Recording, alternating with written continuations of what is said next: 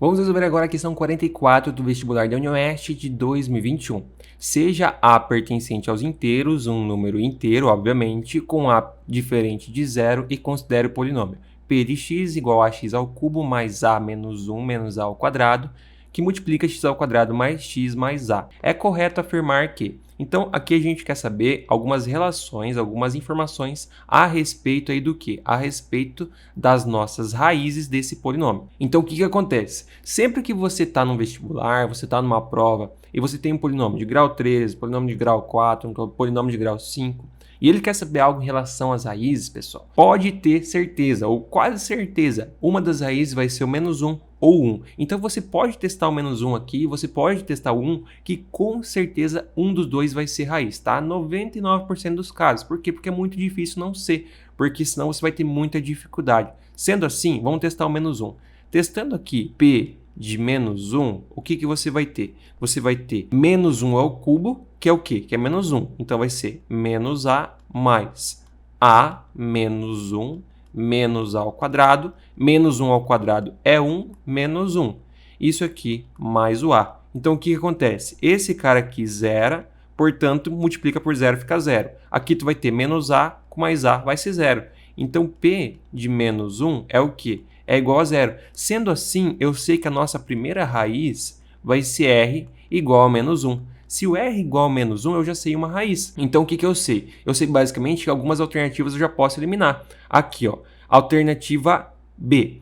P de x possui 3 raízes reais, todas dadas em função de A. Aqui o menos 1 não está em função do A, portanto a B já cai fora. A C. A ao quadrado e A ao cubo são 3 raízes de P de x. Não, a raiz aqui é menos 1. Portanto, como não temos menos 1 aqui, a C também cai fora. Agora a gente pode ir continuar a nossa resolução para identificar qual das três é a correta, certo? O que eu posso fazer então? Como eu já tenho uma raiz e eu quero identificar as outras duas, o que eu posso fazer? Eu posso escrever o binômio aqui da nossa raiz de menos 1 e pegar esse polinômio aqui e dividir pelo binômio da raiz de menos 1. Eu sei que o binômio da raiz de menos 1 é o quê? É x menos menos 1, então x mais 1, certo? Então o que eu vou fazer? Vou pegar esse polinômio aqui e eu vou dividir por x mais 1, para encontrar o polinômio de segundo grau que vai me dar as outras duas raízes, certo? Então vamos lá, o que eu vou ter? Eu vou ter ax ao cubo mais, aqui eu vou separar o x quadrado e o x, tá? Então eu vou ter o quê? Eu vou ter a menos 1 menos a ao quadrado, x ao quadrado, certo? Mais a menos 1 menos a ao quadrado, x, certo? Mais o a. Isso aqui divide por x mais 1, certo? O que eu tenho que fazer então? Aqui eu tenho que chegar em ax ao cubo. Então o que eu faço? Eu multiplico por ax ao quadrado. Ax ao quadrado vezes x, passo para cá, inverte o sinal, menos ax ao cubo. E aqui, ax ao quadrado vezes 1, isso vai ser ax ao quadrado, passo para cá, inverte o sinal, menos ax ao quadrado. Sendo assim, aqui vai dar 0. Esse menos ax ao quadrado vai acontecer o quê? Esse cara aqui vai cancelar junto com esse. Então, tu vai ter no final o quê? Tu vai ter menos 1 mais a ao quadrado, x ao quadrado. O que eu fiz? Eu tirei o menos 1 em evidência aqui, para ficar menos, certo? Mais a menos 1 menos a ao quadrado, x mais a, certo? Agora eu tenho que chegar nisso daqui. Então, o que eu faço? Eu subtraio menos 1, na verdade, aqui é 1 mais a ao quadrado.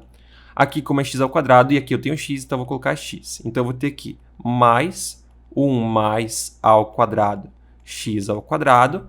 Esse com esse vai ficar aqui mais 1 mais a ao quadrado, x, certo? Então, o que vai acontecer? Deixa eu passar o sinal aqui.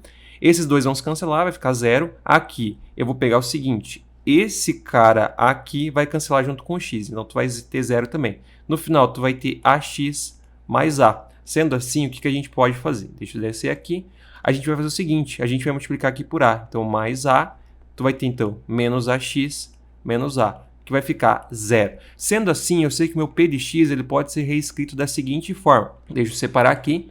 O p de x vai ser igual a x mais 1, que multiplica esse cara aqui, que é o ax ao quadrado menos 1 mais a ao quadrado, x mais o a, certo? Então, o que acontece? Aqui, para encontrar, aqui faltou o fechar parênteses. Para encontrar as duas raízes desse cara, o que eu posso fazer? Eu posso aplicar Bhaskara. Só que para eu encontrar Bhaskara, o que eu posso fazer antes? Eu posso calcular o delta. Então o delta vai ser o quê? O delta vai ser b quadrado, então esse cara com sinal negativo já vai ficar positivo, então tu vai ter 1 mais a ao quadrado, menos 4 que multiplica o a, que multiplica o c, que é a também, certo? Beleza, então. O que tu vai ter? Tu vai ter delta igual 1 ao quadrado fica 1, mais 2a ao quadrado, mais a na quarta. E aqui, menos 4a ao quadrado, certo? Beleza, então.